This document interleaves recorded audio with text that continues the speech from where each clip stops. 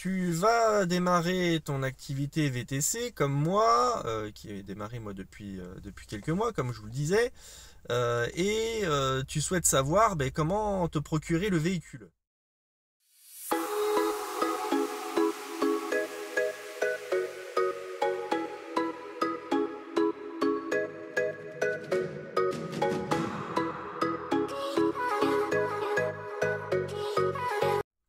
Alors, d'abord, la première des choses à faire, c'est de vérifier quel véhicule il te faut pour exercer ce métier. Il y a quand même des petites choses à savoir.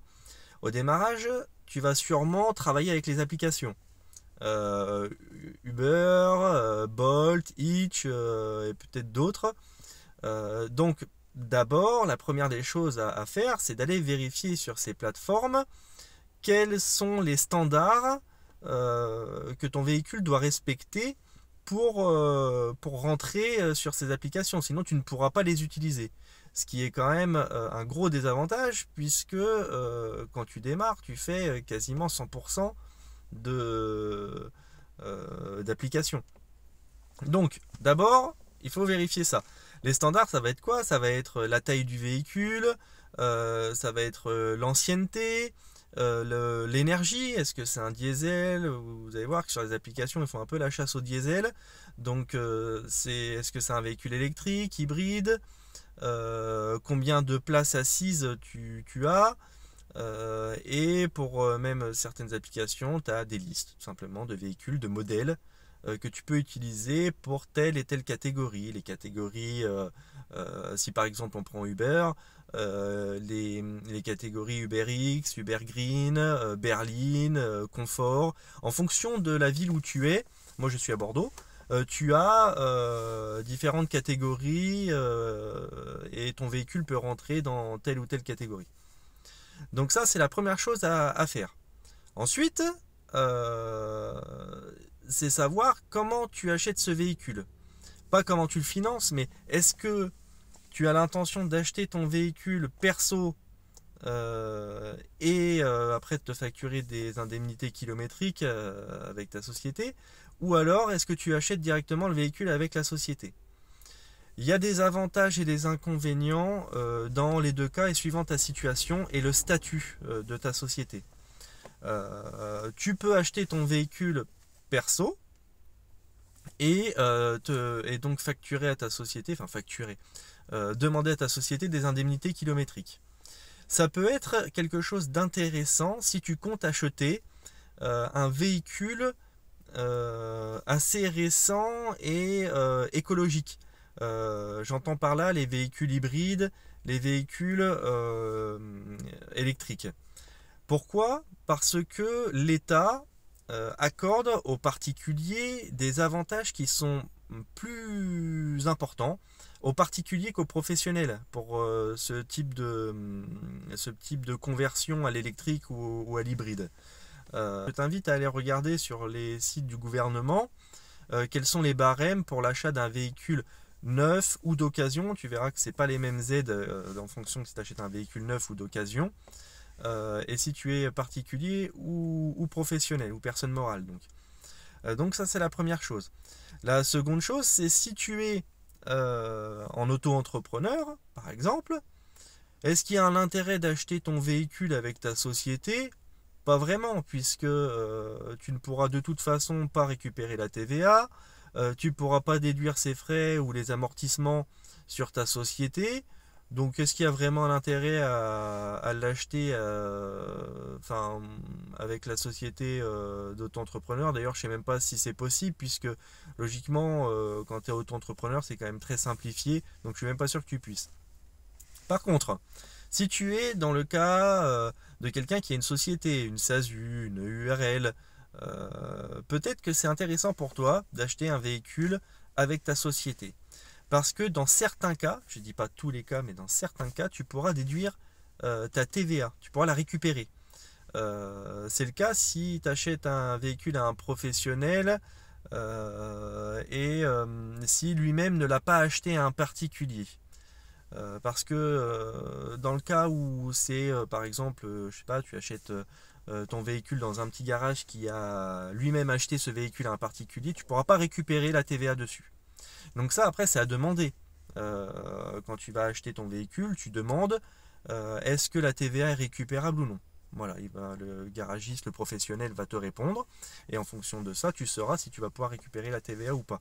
C'est quand même une donnée à prendre en considération, car la TVA, c'est quand même un pourcentage important de l'achat. Donc, si tu décides d'acheter ton véhicule avec ta société, tu vas pouvoir peut-être récupérer la TVA. Tu vas avoir des amortissements. Les amortissements, c'est une partie du montant total de ton achat qui va être réparti sur plusieurs années et qui va venir en charge pour ta société. Par exemple, pour faire simple, j'achète un véhicule 50 000 euros, on va l'amortir sur 5 ans. Donc chaque année, c'est comme si j'avais 10 000 euros de charge qui va pouvoir se déduire de mon résultat et donc de mon imposition en fin d'année. Donc ça aussi, ça peut être intéressant. Et enfin, quand tu es en société, si tu achètes ton véhicule avec ta société, tu pourras déduire en charge tous les frais qu'il peut y avoir concernant ton véhicule. L'essence, les frais d'entretien, je sais pas quoi, le nettoyage, les révisions, les pneus, tout ça, ça coûte cher. Et quand tu peux le déduire sur ta société, c'est quand même pas négligeable. Donc c'est une autre chose à prendre en considération. Ensuite, comment tu finances ton véhicule? Soit tu as ce qu'il faut en argent, et dans ce cas-là, tu peux l'acheter cash dans un garage, à condition d'avoir transféré cet argent sur ta société. Je crois même que tu peux, si jamais tu as oublié de le faire, par exemple tu as ouvert ta société avec un capital de 2000 euros et que tu vas acheter ton véhicule avec ta société, tu peux, en tant que particulier, faire un prêt à ta société qu'elle te remboursera. Ça, c'est possible. Et sinon, si tu prévois le coût à l'avance, tu peux directement injecter au moment de la création de ta société le montant qu'il faut pour couvrir les premiers frais que tu vas avoir, comptables, etc. et l'achat du véhicule. Voilà, moi c'est ce que je te conseillerais de faire. Ça évite des formalités futures, etc. Si tu n'as pas cet argent en cash pour l'achat de ta société, tu peux toujours demander un financement à ta banque. C'est pas toutes les banques qui acceptent de faire des prêts au VTC, donc renseigne-toi. Certaines banques le font plus que d'autres. Je vais pas sortir des noms de banques comme ça. Il m'a semblé entendre que le Crédit Agricole quand même accordait parfois des crédits au VTC qui démarrent une activité, mais je pense que ça doit dépendre aussi de tes actifs. Ça doit dépendre de plein de choses, de savoir si tu as un bon client, etc. Donc je pense pas qu'il y ait vraiment de banques plus plus intéressantes que d'autres, que ce soit le Crédit Agricole, la Banque Populaire, la BNP, etc. Ils ont tous de toute façon des algorithmes qui vont faire qu'ils t'accordent plus facilement ou pas un crédit. Donc je pense pas qu'il y ait vraiment de banques plus prêteuses que d'autres. Donc voilà, ce sont principalement les deux solutions que tu vas avoir, soit faire un crédit, soit acheter cash. Si tu fais un crédit, bien sûr, mets toutes les chances de ton côté. Tu vas pas voir la banque les mains dans les poches en lui disant j'ai besoin d'un crédit pour acheter un véhicule pour faire VTC. Non. Derrière, il faut que tu montes un dossier. Si possible, tu fais un dossier de faisabilité, je ne sais plus comment on appelle ça, pour montrer que ta société va être viable, qu'il y a des parts de marché à prendre. C'est dommage, j'ai plus le mot en tête. C'est une étude de marché en fait, une étude de marché que tu dois faire pour rassurer la banque. Voilà, si la banque est rassurée, elle te prêtera. Donc pense-y, va sur les forums de gens qui comme toi font cette activité de VTC, et puis vois un petit peu combien ça peut rapporter. Essaye d'avoir une vision pessimiste des choses en l'expliquant à ton banquier. Voilà, moi j'estime que par mois je peux faire 4000 euros de chiffre d'affaires. C'est une vision pessimiste des choses. Je pense que je peux faire plus, mais je décide d'intégrer que 4 000 € à mon, voilà, à mon budget prévisionnel. Et, euh, et comme ça, après, tu regardes quelles vont être tes charges, etc. Et tu arrives avec ça le jour de ton entretien avec le banquier, et tout de suite, il va être rassuré. Moi, personnellement, c'est pas ce que j'ai fait. Là, je vous partage mon expérience. Moi, j'ai acheté un véhicule perso parce que j'ai eu une rupture conventionnelle et ça m'a permis de pouvoir avoir un peu d'argent pour acheter un véhicule. J'ai fait le choix d'acheter un véhicule pas trop cher, d'occasion. C'est une Toyota Auris hybride. Alors j'ai beaucoup quand même recherché quels pouvaient être les avantages et les inconvénients des différents véhicules. J'ai vu que les Toyota étaient particulièrement fiables. C'est pour ça que j'ai choisi Toyota. Toyota hybride, bah, bien sûr pour la consommation. Ce sont des moteurs qui durent longtemps et qui sont, voilà, en général les gens sont contents de ça. Vous regardez dans les grosses villes, il y a quand même une bonne partie des chauffeurs VTC qui roulent en Toyota Prius, Auris, Corolla, CHR. Il y a quand même beaucoup de gens qui roulent en Toyota et c'est pas pour rien, hein. C'est pas parce que c'est la mode de rouler en Toyota. C'est que ce sont des véhicules fiables. Toyota, ça fait longtemps qu'ils font de l'hybride, donc ils ont l'expérience. Donc moi, je voulais une Toyota. Je voulais une Auris break à l'origine. J'ai eu du mal à en trouver et au final, je me suis dit tant pis, je vais acheter une Toyota Auris pas break. Et au final, je pense que c'est pas mal. C'est pas mal parce que je suis nouveau. Bordeaux, c'est une ville où dans le centre, il y a pas mal de petites rues. Et au final, d'avoir un véhicule un peu passe-partout, citadin, c'est pas mal. J'avais peur de me trouver confronté à des touristes, par exemple, avec des gros bagages, ça rentre pas dans le coffre, etc. Ça m'est arrivé une fois. Ça fait 5 mois que je fais cette activité. Ça m'est arrivé une fois où j'avais deux touristes. Ils avaient des bagages énormes et j'ai dû, heureusement ils étaient que deux, j'ai dû mettre l'un des bagages à l'avant. Voilà, je l'ai calé comme il faut pour pas que ce soit dangereux, etc. Et j'ai dû le mettre à l'avant. Mais ça n'a pas posé de problème. Tout s'est très bien passé. Voilà, c'est la seule fois où vraiment j'ai eu des problèmes. Sinon, bah, si un jour ça m'arrive, je me dis juste que bah, j'expliquerai aux gens que je ne peux pas, je ne peux pas les prendre. Vous savez, quand les clients ils commandent par exemple chez Uber, euh, ils peuvent prendre des Uber XL quand ils ont beaucoup de bagages. Normalement, c'est ce qu'ils doivent faire, hein. Eux, ils savent quand ils commandent quel est le véhicule. Ils peuvent avoir une Zoé hein, qui arrive, hein. Moi, je suis allé en Angleterre l'année dernière. J'ai appelé des Uber. J'ai eu deux Zoé qui sont venus me chercher. Bon, ça va, on avait des sacs quand même. On n'était pas chargés comme des mules avec ma femme. Mais si on avait 4 bagages, ça rentrait pas, quoi. Donc, euh, donc je pense que ça peut le faire. Si tu recherches un petit véhicule sympa, moi je pense qu'une Auris, ça peut le faire. Sinon tu prends, après si vraiment tu as peur, tu prends un break et puis c'est pas mal. Les Auris break, elles sont pas mal. Mais par contre vous allez voir, que ce soit sur la centrale, le Bon Coin ou dans les garages, il y en a une qui arrive, tout de suite ça part, hein. Faut être rapide. Moi je suis allé voir carrément chez Toyota et tout. Les vendeurs ils vous le disent, hein, elles restent pas longtemps les voitures. Elles restent pas longtemps, ils sont démarchés tout de suite. Donc il faut vraiment avoir un coup de bol pour arriver et choper une Auris Break ou une Corolla Break, etc. Moi ma voiture je l'ai pas achetée cher, elle était déjà un peu kilométrée, je l'ai payé 14 000 euros. Je me suis dit que voilà, c'était un bon compromis entre fiabilité, rentabilité, parce que c'est aussi ça, hein. C'est beau de faire de l'application, etc. Mais si t'es pas rentable, ça sert à rien de travailler. Donc moi j'ai choisi cette voiture pour ça. Je me suis dit que pendant les 2 ans où j'allais avoir le chômage, j'allais pouvoir accumuler assez de trésorerie pour pourquoi pas changer de véhicule après.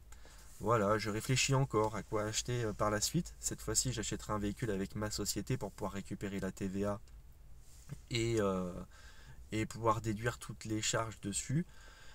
Les Tesla me semblent pas mal parce que c'est des véhicules électriques. Au niveau consommation, du coup, enfin coût en énergie, ça coûte rien quasiment.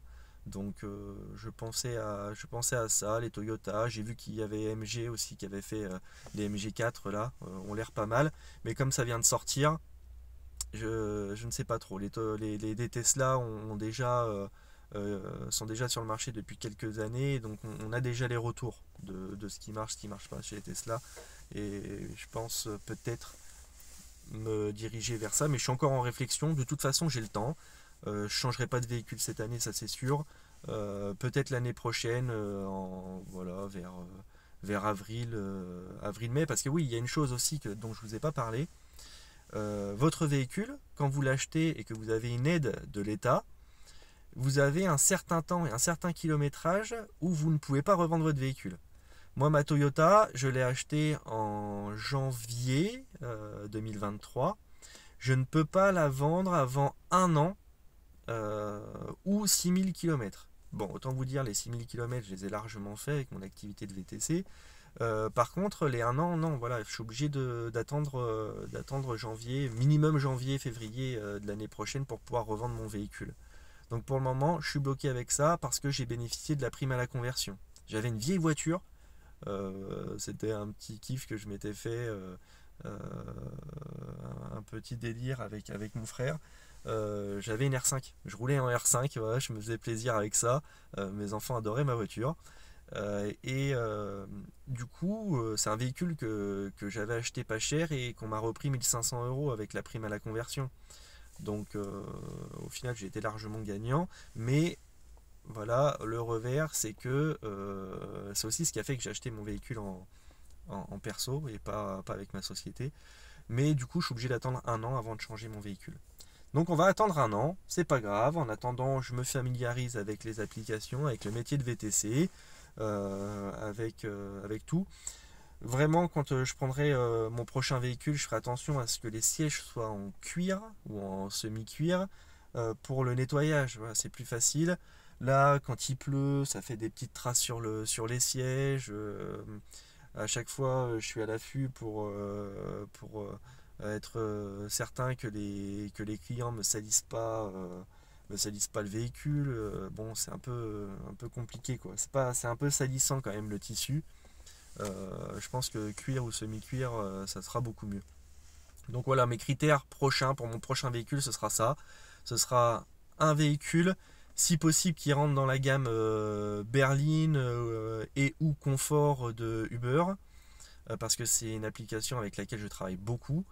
Avec Bolt aussi, c'est les deux avec lesquels je travaille le plus. Donc soit une berline, ça sera une berline ou qui rentre dans la gamme confort. Électrique si possible. J'aimerais beaucoup que ce soit électrique, qu'il soit pas trop vieille, puisque voilà, les véhicules vous pouvez pas. Alors Uber quand même c'est 12 ans. Hein, 12 ans d'ancienneté, donc je vais pas avoir une Tesla qui a 12 ans. Après, dans les véhicules électriques, vous avez la batterie aussi qui s'use.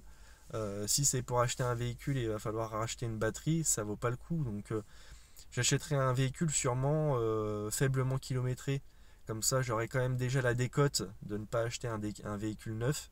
Parce que quand vous achetez un véhicule neuf, vous savez, vous sortez du garage tout de suite, vous avez perdu 20% de la valeur de votre véhicule. Bon, j'exagère peut-être un peu, mais c'est quasiment ça. Hein. Donc je pense que j'essaierai d'acheter une Tesla, quelque chose comme ça, faiblement kilométré. Et puis je ferai de l'appli avec ça. Même si à côté j'ai quelques clients privés aussi, hein, que j'ai pu avoir. Quand même 80% je roule avec les applications, moi hein, je débute. Donc, et puis je me dis qu'avec un véhicule de plus haut de gamme, j'arriverai plus facilement à avoir des clients privés. Donc ce sera tout pour cette vidéo, j'espère qu'elle vous aura plu. S'il y a des thèmes qui n'ont pas été très clairs, ou je me suis mal expliqué, hein, c'est possible, ou s'il y a des choses que je n'ai pas abordées que vous souhaiteriez que j'aborde, n'hésitez pas à m'en faire part dans les commentaires. Abonnez-vous aussi si jamais vous êtes intéressé par ce type de vidéo, j'en fais de temps en temps. Et puis je vous souhaite une bonne journée et bon courage si tu vas te lancer ou si tu démarres comme moi l'activité de VTC. À bientôt!